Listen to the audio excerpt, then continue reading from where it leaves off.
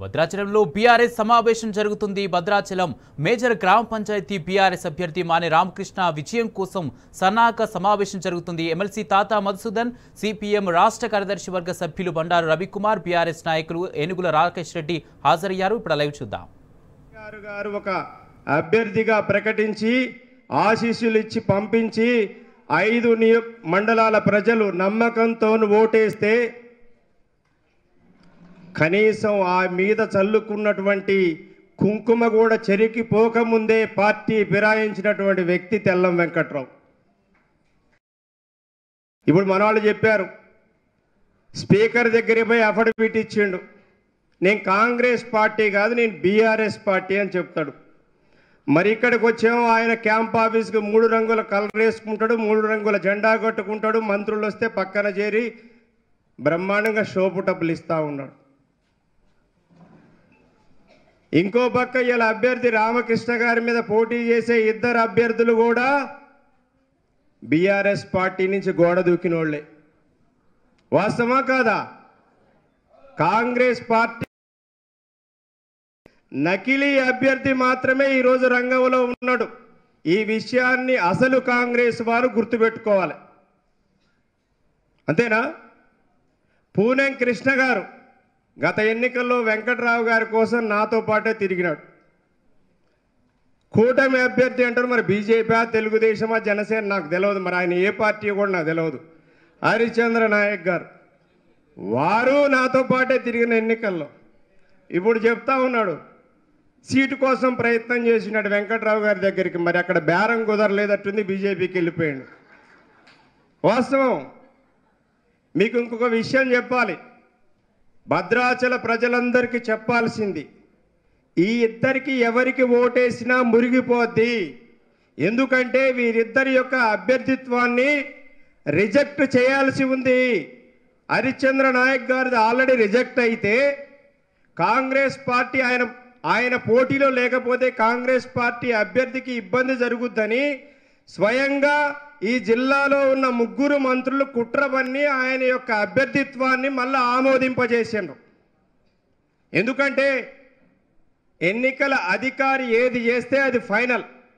నేనే స్వయంగా మాట్లాడితే రిజెక్ట్ చేశాం సార్ అని చెప్పాడు.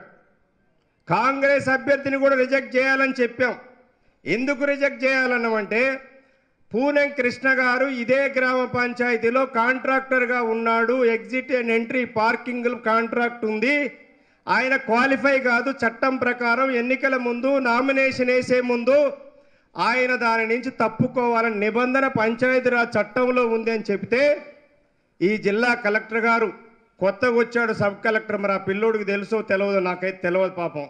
నేనే స్వయంగా మాట్లాడితే ఎమ్మెల్సీ గారు తప్పు, రూల్ బుక్ ఏముంటే ఆ విధంగా పోతా అని చెప్పాడు. మాటిచ్చి ఏం చేశారంటే రూల్ బుక్ పక్కకు పెట్టారు, 3 మంత్రుల యొక్క రూల్ బుక్ని ముందుకు తెచ్చి ఆయనది కూడా యాక్సెప్ట్ చేశారు.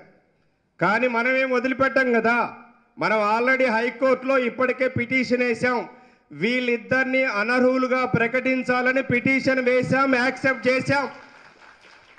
ఎన్నికల తర్వాత అయినా వీళ్ళిద్దరిని డిస్క్వాలిఫై చేయటం గ్యారంటీ. కాబట్టి మీరు ఎన్నికల్లో చెప్పటం వాళ్ళకేసే ప్రతి ఓటు కూడా, అరే గట్టిగా చెప్పండి, ఏమవుతుంది? మురిగిపోతుంది. కాబట్టి ఖచ్చితంగా మురిగిపోతుంది, ఓట్లు వేయమాకండి అని మీరు దయచేసి చెప్పండి. ఓకేనా? అట్లాగే వారి నాయకుడిగా ఉన్నటువంటి ఈ ఇద్దరికి నాయకుడిగా ఉన్నటువంటి వెంకట్రావు గారు కూడా డిస్క్వాలిఫై అయిపోతాడు. సో 3 కూడా ఏమవుతారు? రెంటికి చెడ్డ రేవడ్లు అవుతారు. అవునా కాదా? అందుకోసం మీరు ఇక్కడ వచ్చినటువంటి మా అక్క చెల్లెళ్ళు అన్నదమ్ములందరూ కూడా ఒక్కసారి ఆలోచించుకోవాలి. భద్రాచలంలో 20 వార్డులు ఉన్నాయి, 10 వార్డులు ఎస్టీ చేశారు. కానీ మా బలహీన వర్గాల బీసీ బిడ్డలకు ఎక్కడిచ్చారు సీట్లు అని నేను అడుగుతా ఉన్నా. లేదు మా దళిత బిడ్డలకు ఎక్కడిచ్చారు సీట్లు అని అడుగుతా ఉన్నా. భద్రాచలంలో బీసీలు లేరా? ఇక్కడ ఎంతమంది ఉన్నారు ఒకసారి చేతులు ఎత్తండి. మెజారిటీ బీసీ బిడ్డలు ఉన్నారు. వాస్తవం కదా? ముఖ్యమంత్రి ఒక పక్క ఎన్నికల ముందు కామారెడ్డిలో డిక్లరేషన్ పెట్టి బీసీ డిక్లరేషన్ పెట్టి రాష్ట్రంలో 42% రిజర్వేషన్లు బీసీలకు ఇచ్చిన తర్వాత 6 నెలల్లో ఎన్నికలు పెడతానని రేవంత్ రెడ్డి పిట్టల దొరలా కోతలు కోశాడు. 2 సంవత్సరాలు బీసీల రిజర్వేషన్లు పెంచుతున్నా అని చెప్పి లాస్ట్కి ఏం చేశాడు? హైకోర్టులో అఫిడవిట్ చేశాడు. మేము సుప్రీంకోర్టు తీర్పుకు అనుగుణంగా మేము ఎన్నికలు నిర్వహించబోతున్నాం, కానీ ఎన్నికల్లో మా పార్టీ తరపున 42% అభ్యర్థులను బీసీలకు ఇస్తామని డిక్లేర్ చేశారు. నేను ఛాలెంజ్ చేశాను మొన్న, ఈ ఉమ్మడి జిల్లాలో కాంగ్రెస్ పార్టీ అభ్యర్థులు ఈ యొక్క స్థానిక సంస్థల ఎన్నికల్లో మీరు 42% బీసీలకు టిక్కెట్లు కనుక ఇచ్చినట్టు నిరూపిస్తే నేను నా ఎమ్మెల్సీ పదవికి రాజీనామా చేస్తా అని చెప్పాను. ఏ ఒక్కడు కూడా ఉలుకు లేదు పలుకు లేదు. మంత్రులకు తెలుసు వాళ్ళు ఎట్లాగో ఇవ్వలేవరు. బీసీలను నిట్ట నిలువున మోసం చేసినటువంటి పార్టీ కాంగ్రెస్ పార్టీ. ఉమ్మడి జిల్లాలో ఎన్ని సీట్లు ఇచ్చారు? 22% పక్కకు పెట్టండి, 9% సీట్లు మాత్రమే రిజర్వేషన్స్ ఇచ్చారు. 9%. 54 ఖమ్మం జిల్లాలో ఇచ్చారు.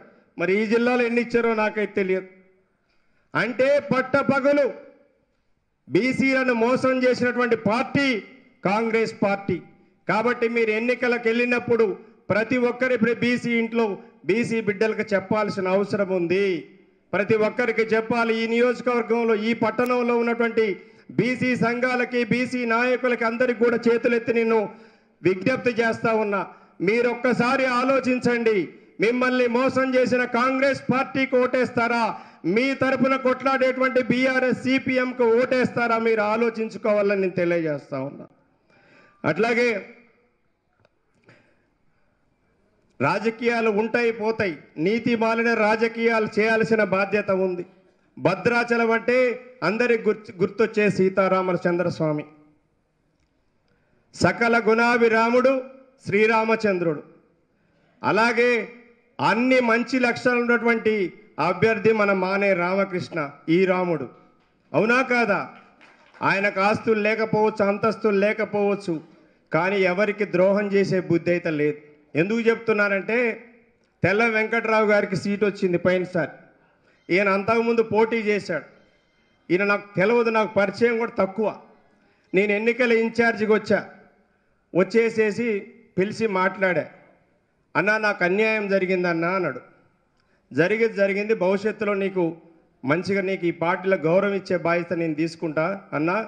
కొంచెం మనం ఎందుకంటే పార్టీ నిర్ణయం కాబట్టి మీరు రావాలన్నా ప్లీజ్ అంటే, వెంకట్రావు గారి కంటే ఎక్కువగా వెంకట్రావు గారి గెలుపు కోసం కష్టపడ్డటువంటి వ్యక్తి మానే రామకృష్ణ గారు. ఏం ఆశించకుండా వాజేడు నుంచి భద్రాచలం వరకు నాకంటే ఎక్కువ నిద్రపోకుండా తిరిగినటువంటి వ్యక్తి మానే రామకృష్ణ గారు.